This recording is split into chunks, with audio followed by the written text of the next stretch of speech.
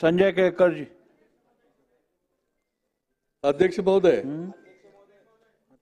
ठाणे शहरामध्ये विशेष करून घोडबंदर भागामध्ये पाण्याचा प्रश्न नेहमीच भेडसावत असतो। त्या ठिकाणी टँकरने पाणी पुरवठा करायची पाळी येते आणि लाखो रुपये तिथल्या निरनिराळ्या सोसायट्यांना मोजावे लागतात।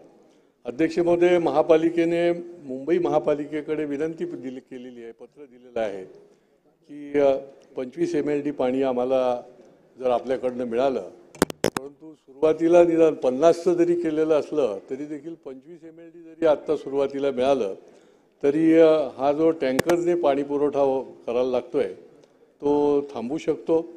आणि त्याच्यामुळे आपल्या माध्यमातून मी आपल्याला विनंती करतो, कारण ठाण्याला लोकसंख्या एकीकडे वाढते, उंच उंच इमारती त्या ठिकाणी होत आहेत, 50-50 माळ्याच्या इमारती, एक नाही दोन नाही 50 इमारती होत आहेत, पाणी कुठून त्यांना देणार?